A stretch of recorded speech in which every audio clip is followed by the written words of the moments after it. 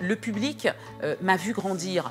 Je me suis mariée, j'ai eu un premier enfant, j'ai eu un deuxième enfant, je suis partie au National. Voilà, il a vu, en fait, il m'a accompagnée dans toutes ces expériences. Et donc, la médiatisation, pour moi, elle fait partie de moi, en fait. On a tendance à idéaliser un peu la vie des personnages publics. Et c'est pour cela que je pose la question. Mais la télé, c'est magique. Parce que ça transcende tout le monde comme ça.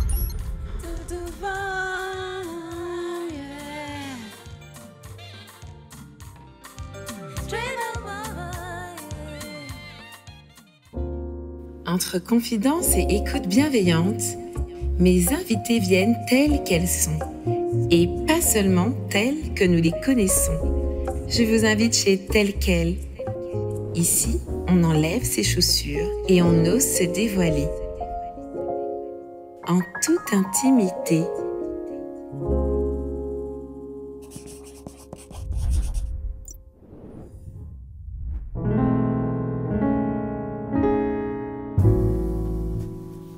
C'est ans maintenant que Catherine Gagné-Clion s'invite chez nous quasiment tous les soirs pour nous présenter l'actualité.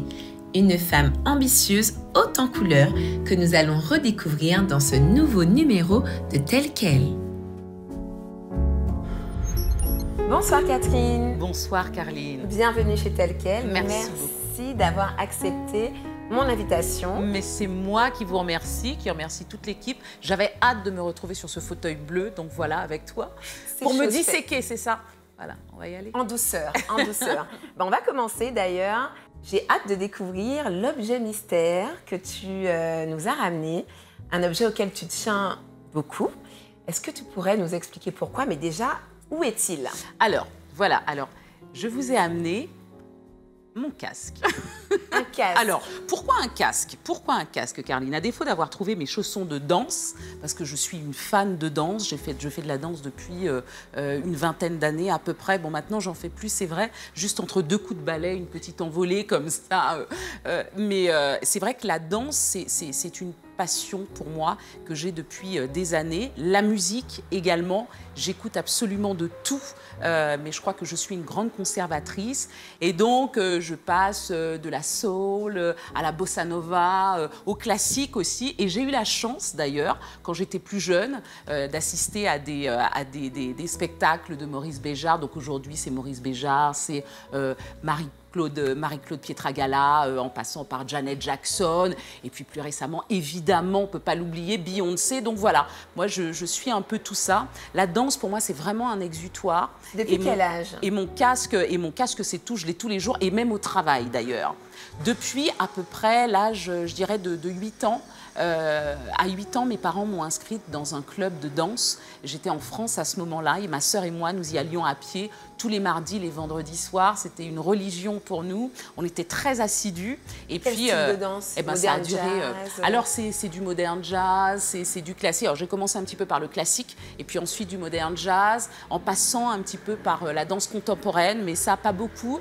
Et puis, un petit clin d'œil d'ailleurs à Fashion Teens, ils se reconnaîtront tous d'ailleurs, puisque ça a été mon groupe quand je suis arrivée en Martinique. Et la danse, pour moi, comme je te disais, c'est vraiment un exutoire. C'est là où en fait, toutes mes colères, toutes mes joies, toutes mes tristesses, mes angoisses, je mets tout dedans avec énormément de force aussi parfois. Donc voilà, c'est ça. Force et douceur, tout dépend de l'émotion, du mood du moment. Donc Catherine Gagné-Clion est une grande danseuse. Oui, oui. Ça vous étonne? Un petit peu, c'est vrai.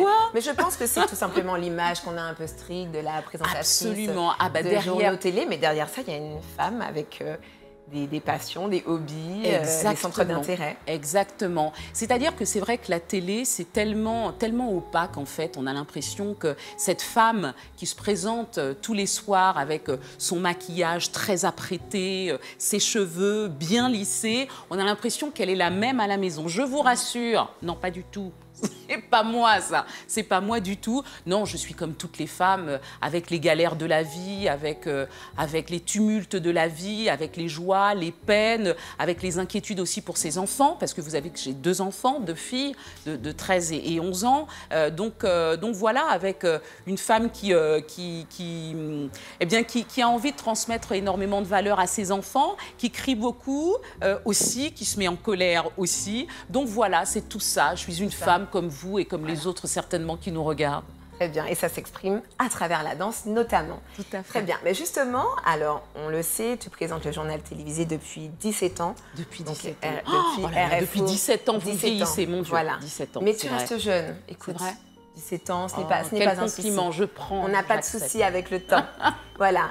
Si tu n'avais pas choisi ce métier de journaliste présentatrice, quel aurait été ton choix? Alors, très facilement et sans hésiter, je vous dis que j'aurais été avocate. Et c'est pour ça d'ailleurs que, Caroline, j'ai pas réussi en fait à choisir entre deux objets. Il y a un deuxième objet. Voilà, Je me il y a un disais bien deuxième qu'il y avait objet. un autre Voilà. objet passé.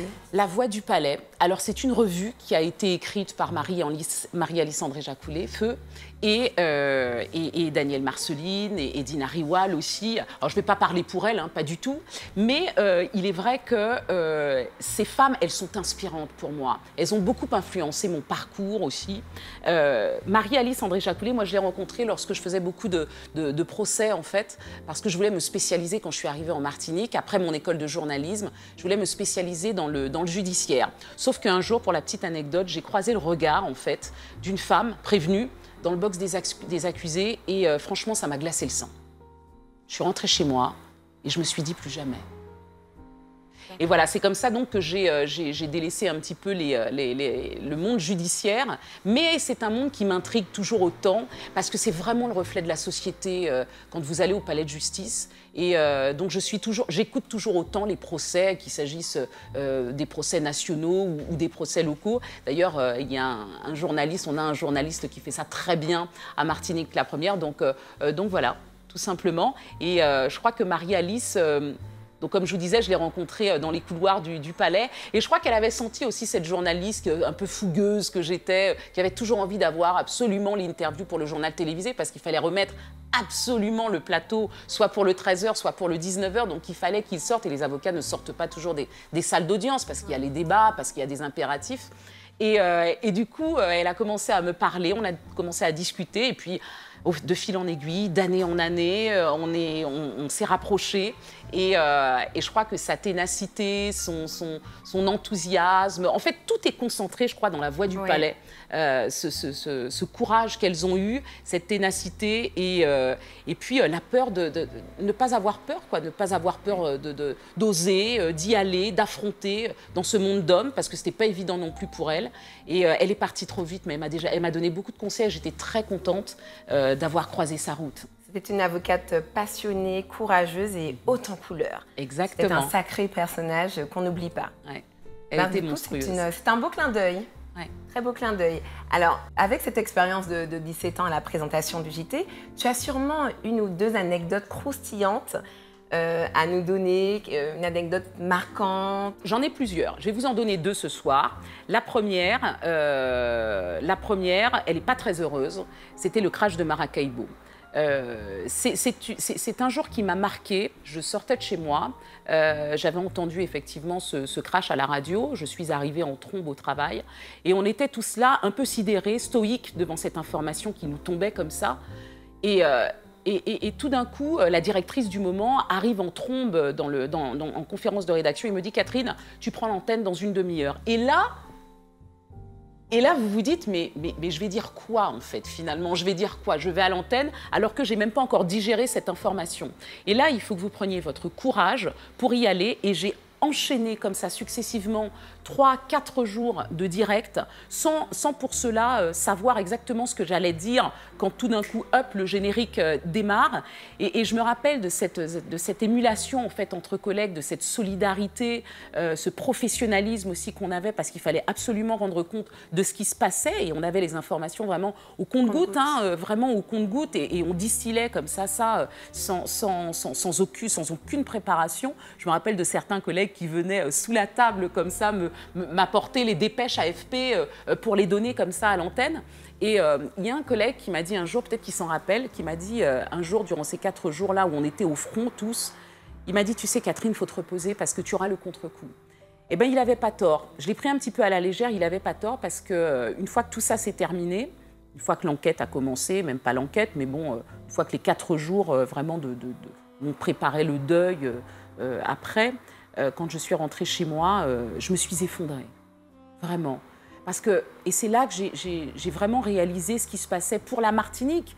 c'était un deuil, évidemment, mais pour moi aussi, parce que chacun d'entre nous, on a eu au moins quelqu'un, au moins une personne qui avait connu le deuil, soit de près ou de loin. Et ça, c'était vraiment une catastrophe. Donc une expérience professionnelle grave, mais un fort challenge. Et je crois que je m'en souviendrai toute ma vie. Comment tu gères l'émotion quand tu es en direct à ce moment-là? Parce que les informations arrivent au compte-gouttes, tu es en direct. Cette espèce d'empathie qu'il faut absolument dissimuler à l'antenne, je crois que ça se fait naturellement. Mais après, par la suite, en fait, on est tellement concentré. Alors bon, après, c'est mon cas. Je suis tellement concentrée lorsque je suis à l'antenne que j'arrive à me dissocier des informations que je donne. En revanche, une fois que le générique repart et que je rentre chez moi, eh ben là, la vie est tout autre. La vie est tout autre. Et là, on repense à tout ce qu'on a dit, à tout ce qui s'est passé dans le monde et qu'on a dit avec cette espèce de détachement, mais qui est nécessaire finalement pour nous. Le deuxième événement que je voulais vous raconter quand même, ça il est important aussi, c'est le décès de Jacques Chirac. J'étais à France 3, au National, donc je présentais le 12-13, la nouvelle tombe, clac, il est 11h30 à peu près, 11h40. Je suis encore en train d'écrire dans mon bureau. Et le directeur de l'information, parce que là-bas, bon, ça se passe un peu différemment, on travaille plutôt avec le directeur de l'information, arrive en trompe, mais avant ça, une sirène retentit dans cette espèce de grand bâtiment qui est France Télévisions, une sirène. Et là, je me dis, mais qu'est-ce qui se passe? Qu'est-ce qui se passe? Et le directeur de l'information, l'un des directeurs de l'information, qui arrive en trompe dans mon bureau et qui me dit, Catherine, on change le journal, Jacques Chirac est mort. Oh, et là, mais alors là, vous vous sentez seul. Mais vous vous sentez hyper seul, parce que là, vous vous dites, OK, je suis loin de chez moi, je vais annoncer, c'est le premier journal de France Télévisions qui annonce, parce que c'est le journal de 12h25, et là, je vais annoncer la mort de Jacques Chirac. Waouh! Et en fait, j'étais pas seule, parce que finalement, ils sont tous arrivés. Alors là, je ne parle pas des journalistes, parce qu'on a plutôt contact avec les rédacteurs en chef là-bas, les rédacteurs en chef des différents services, politiques, économie, même les sports. Ils sont tous arrivés pour me dire, Catherine, on est avec toi et tu vas y arriver. Il y a la rédactrice en chef du service politique qui m'a dit, Catherine, tu sais quoi, je vais descendre avec toi au studio et je serai là en face de toi. Si tu as besoin de quelque chose, je suis là en face de toi. J'ai trouvé ça avec du soutien, extraordinaire. Et c'est là que tu vois que, franchement, tu te donnes tellement finalement dans ce boulot lorsque tu es à l'antenne et lorsque surtout ça marche, ça fonctionne, qu'il y a une émulation entre journalistes et qu'on a tous envie d'aller dans le même sens pour donner une information vraie et vérifiée aux téléspectateurs et surtout un bon rendu, mais ça te rend fier, quoi. Ouais. Alors, pour que tu sois à l'aise, on va déposer ce sujet sur la petite table qui est à côté de toi. Voilà, pour que tu puisses te mettre à ton aise. D'où te vient l'amour pour le journalisme? Comment ça a débuté? Alors, l'amour pour le journalisme, ça a débuté, j'avais à peu près 8 ans. J'avais 7-8 ans, en fait. Alors, pas pour le journalisme à 7-8 ans, évidemment, mais plutôt pour la télévision, ce qui était assez facile hein, pour un enfant. Donc voilà, je suis téléphage jusqu'à maintenant. J'ai quelques années de plus et je suis toujours téléphage. J'aime regarder tous les journaux. Il y avait des femmes qui te faisaient rêver à l'antenne quand tu étais petite? Alors, j'adore particulièrement donc, les journaux, les documentaires. Et mon père, qui était particulièrement intéressé aussi par tout ça, c'est lui que je regardais avec de grands yeux et qui regardait toutes ces informations, tous ces journaux, tous ces documentaires et surtout une émission phare qu'on appelait 7 sur 7 avec 7 sur 7, avec Anne Sinclair et avec ses yeux, enfin une journaliste de choc, de charme. Mon père l'aimait beaucoup et moi, je la regardais avec ses grands yeux parce qu'elle arrivait à interviewer des élus, quoi, même des gens qui sont devenus finalement présidents de la République. Et elle arrivait à faire sortir comme ça des informations auxquelles elle ne s'attendait absolument pas, et parfois des gens qui sortaient de leur gond comme ça, mais c'était vraiment le moment, c'était l'heure du dîner, il était 19h à peu près, 7 sur 7. Grande audience. Ah mais grande audience, et puis c'était l'une des rares femmes à la télévision qui présentait une émission politique, même si elle ne recevait pas que des politiques, mais voilà. Et puis surtout des informations qui étaient lâchées comme ça et qu'on reprenait après le lendemain, et ça valait des discussions interminables entre mon père et ma mère. Donc je crois que ça m'a beaucoup marqué. Et puis après, il y a eu Claire Chazal, il y a eu Béatrice Schoenberg, plus localement, il y a eu Marie-Josée Ali aussi. Toutes ces femmes, elles ont toutes écrit des livres pratiquement qui trônent dans ma bibliothèque d'ailleurs. Anne Sinclair, maintenant, je la découvre un petit peu plus parce qu'elle a écrit Passé composé justement il n'y a pas très longtemps, que je suis en train de lire actuellement et je découvre justement comment elle a réussi à obtenir des informations de ces hommes politiques et ça n'a pas été facile. Ça n'a pas été facile du tout. Tout à fait. Et je trouve que c'était une femme qui était très ambitieuse. Aujourd'hui, en fait, quand on parle femme, journaliste et ambition, on a l'impression que c'est toujours des gros mots, en fait, de se dire « Ah ben non, mais cette femme, elle en fait trop, certainement. » Moi, je pense que non. Je pense qu'en tant que femme, et ce sont les valeurs aussi que j'essaie de transmettre à mes filles, en tant que femme, l'ambition aussi, elle est importante. Le rêve aussi, moi, c'est ce que je leur dis tous les jours. Rêvez à ce que vous allez devenir. N'ayez pas honte de ce que vous allez devenir. Si vous avez envie de devenir présidente de la République, ben vous le serez si vous y croyez. Donnez-vous les moyens. Et je pense que cette femme, franchement, elle m'a beaucoup impressionnée. Et jusqu'à maintenant, je crois qu'elle m'impressionne malgré les tumultes qu'elle a eus dans sa vie. Elle t'impressionne et elle t'inspire. Ouais. En juin 2019, tu es partie 4 mois en France hexagonale sur France 3 pour présenter le 12-13. Le 12-13, oui. Est-ce que ça a été une décision facile à prendre? Et là, je pense notamment à la séparation avec tes 2 petites filles. Je ne sais pas quel âge elles avaient à l'époque. Absolument, Carline. Ça n'a vraiment pas été facile. Alors, ce jour-là, c'est marrant. C'est marrant, vous me posez la question, c'est vrai que je m'en souviens comme si c'était hier, donc c'était il y a 2 ans maintenant. Le directeur de l'information m'appelle, me laisse un message sur mon portable. Alors c'est vrai que j'étais déjà partie plusieurs fois puisque depuis 2015 à peu près je fais des remplacements sur le national entre France 3. Tu as fait le 23h. Donc j'ai fait 23h. Et une anecdote sur un journal à 1h du matin. À 1h du matin, je me suis dit c'est pas possible, personne ne nous regarde à cette heure-là. Y a-t-il du monde? En tout cas, ce journal-là, il a disparu et c'est bien dommage. Il était présenté par Patricia Loiseau. Donc 23h, je suis partie 2 fois pour faire le 23h avec Michel Reynette aussi en rédacteur en chef. Ça, c'était vraiment formidable. C'était de belles retrouvailles. Il m'a appris beaucoup aussi, Michel Reynette, en tout cas au niveau national. Il y a eu après le France 2, Télématin aussi. Alors là, un réveil matinal, mais je n'ai jamais été aussi matinale, je crois. 3h du matin 3h du matin. Donc imaginez-vous, vous vivez carrément en décalage avec les gens. C'était incroyable ça, mais encore une fois, une belle expérience aussi. Des journaux très courts, très ramassés, des informations données comme ça, distillées comme ça très très rapidement, des sujets de 50 secondes, tout ce qu'on n'a pas ici. Enfin, les sujets, ici, on fait plutôt du 1h30, du 2h20. Donc voilà, c'était vraiment... Et puis le lancement qui doit être court. Et en plus, on vous demande d'être péchu, s'il te plaît. À 6h du matin, il faut être péchu. Il ne faut pas parler lentement. C'est ça. Il faut réveiller les gens. Parce qu'on était aussi dans une émission Télématin où ça allait vite, où tout le monde... Mais c'est incroyable parce que les gens sont différents cependant. Quand on présente le soir, le midi ou le matin, tu vois. Le matin, c'est vraiment une belle ambiance, quoi. Il y a petit déjeuner, il y a une lumière qui est incroyable aussi. Je crois que les gens se réveillent bien, quoi. Ils ont bien dormi, ils se sont préparés pour affronter cette journée parce que se réveiller à 3h du matin, c'est déjà pas évident. Donc je pense que, voilà, on se prépare tellement bien la veille que le matin, on se réveille avec waouh, la banane et on y va, quoi. On est parti. À midi, c'est autre chose. Hein. À midi, après une fois, à midi, c'est une autre ambiance. Puis surtout quand on s'est réveillé à 2h du matin, à midi, on dort. Ensuite, et du coup, on revient à notre décision. La décision, ce fameux jour où le directeur de l'information m'appelle, moi je présentais le journal de 19h en Martinique et donc je rentre chez moi, il est 20h45 à peu près, j'écoute mes messages dans la voiture et là, ce message.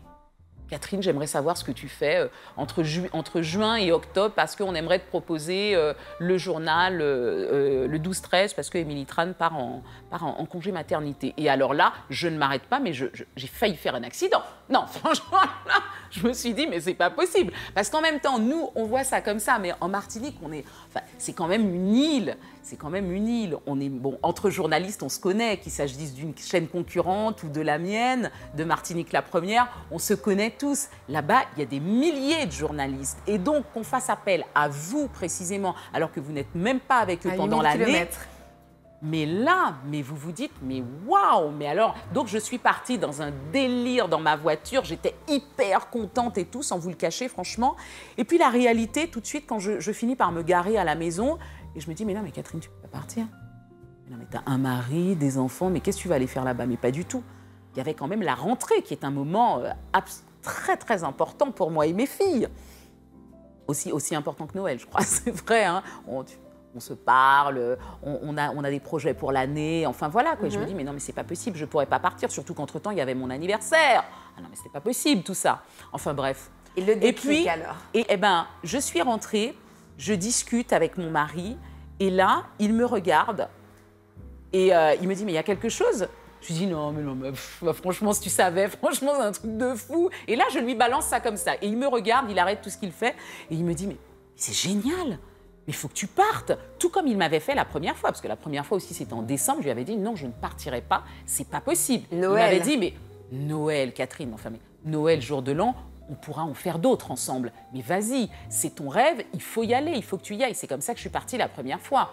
Donc là, mais j'ai senti quand même, dans son regard, la crainte, la fierté, mais la crainte aussi quand même dans son regard. Et c'est là qu'on a décidé, voilà, bon, bah, comment on dirait ça aux filles. Et puis voilà, quoi, c'est parti, c'est enclenché. Ils sont venus un mois me voir, on a passé de superbes vacances aussi. Moi, je suis revenue avec une superbe belle expérience dans la tête, plein de rêves surtout. Et voilà, quoi. Et puis tout le monde est content au final. Des rêves professionnels, de nouvelles ambitions? Des rêves professionnels, de nouvelles ambitions. Piano. Très bien. Tu es, de par le fait que tu présentes le journal télévisé depuis un certain nombre d'années, tu es un personnage public. Quels sont les avantages et les inconvénients de cette exposition?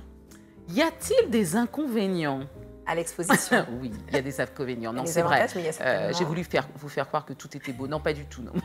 C'est ce qu'on pourrait penser. Exactement. Derrière nos télés. Ouais, on a tendance à idéaliser un peu la vie des personnages publics. Et c'est pour cela que je pose la question. Mais la télé, c'est magique. La télé, c'est magique parce que ça transcende tout le monde comme ça. On a l'impression que le monde qui est derrière l'écran, il est tellement beau. On a tous envie d'y accéder. Mais non, pas du tout. Effectivement, la médiatisation, alors, moi, je remercie toujours le public parce que c'est vrai que c'est eux qui m'encouragent beaucoup.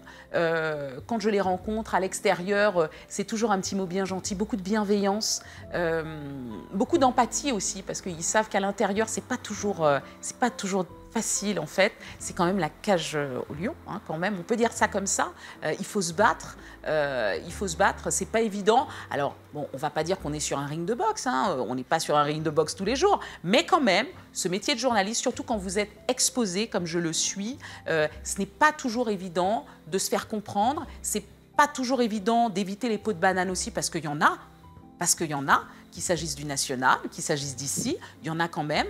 Et donc, il faut savoir y aller malgré tout. Et c'est pas évident. Non, c'est pas du tout évident. Dans ton quotidien, lorsque tu sors du cadre professionnel, je suppose que tu as effectivement des personnes qui t'abordent, quand tu es avec tes enfants, ton mari, etc. Ce ne sont pas des choses qui te dérangent et ton entourage le vit assez bien? Alors non, au contraire, moi je suis bon alors. Généralement, je suis bien lunée, donc ça va. J'aime beaucoup que les gens viennent me parler, me faire des remarques sur... Alors souvent c'est sur ma coiffure, mes vêtements. Mais bon, ça fait du bien aussi. Hein, ça flatte un petit peu mon ego aussi, c'est gentil. Mais c'est vrai qu'ils viennent me voir aussi parfois pour des sujets qu'on n'aurait pas traités. Ils m'alertent sur certains sujets aussi. La médiatisation... ça fait partie de moi. C'est-à-dire que ça fait tellement longtemps en fait que je fais ce métier-là, que je suis exposée. Le public m'a vu grandir. Je me suis mariée, j'ai eu un premier enfant, j'ai eu un deuxième enfant, je suis partie au national. Voilà, il a vu en fait, il m'a accompagnée dans toutes ces expériences. Et donc la médiatisation pour moi, elle fait partie de moi en fait. Elle est complètement intégrée à ma personne. Catherine, est-ce que tu crois au coup de foudre? Si tu vois où je veux en venir. Mais alors attends, parlons coup de foudre. Oui, je crois au coup de foudre. Scientifiquement, c'est prouvé, ça existe. Absolument, est-ce que tu totalement. As une expérience de coup de foudre dans ta vie? Qu'est-ce que vous voulez que je vous réponde, Carline? Alors, le coup de foudre, oui, pour moi, il existe complètement. Parce que vous l'avez vécu? Absolument. Vous voyez tellement non, j'ai rencontré, je sens bien que vous voulez parler de mon mari, pas un autre, évidemment. Non, j'ai rencontré mon mari, je me suis mariée il y a à peu près 13 ans, effectivement. Et Et pourtant, c'était pas gagné parce qu'en fait, j'avais pas beaucoup de chance en amour. Avant ça, c'est quelqu'un qui m'apaise, c'est quelqu'un qui m'accompagne dans toutes mes décisions. C'est quelqu'un qui ne fait pas du tout partie des médias. Moi, quand je lui raconte certaines choses, il me regarde avec des grands yeux.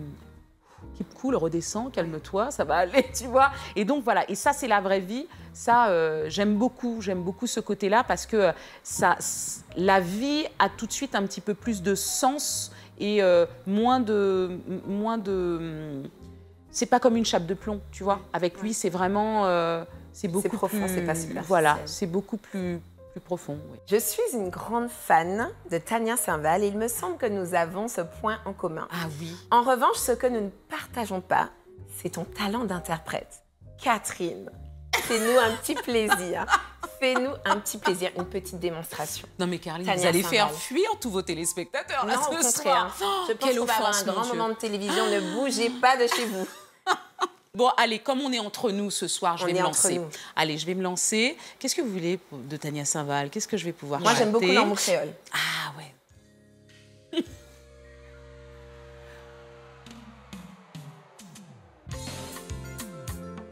Yeah.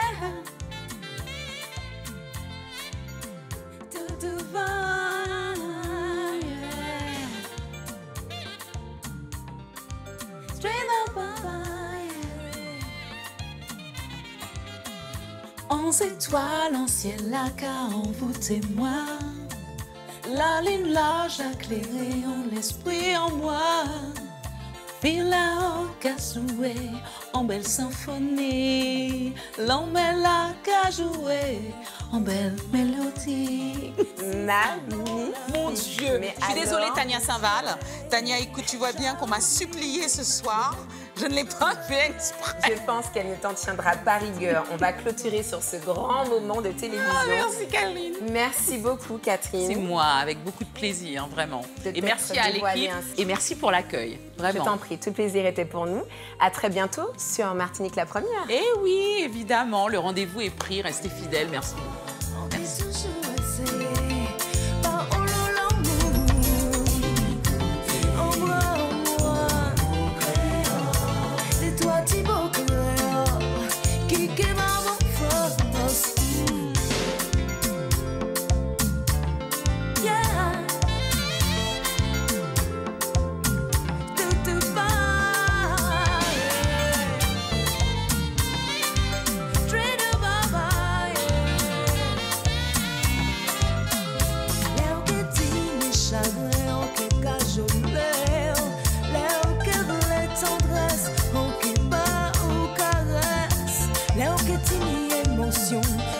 Sensation, pour pas sentir toujours rempli d'affection. Léo qui avancé, on qui soutient pour. Léo qui boité, on qui épaulé. Léo qui voulait relaxer, on qui détendu. Léo qui bêtisé, on qui conseille. Pour que ça sentir.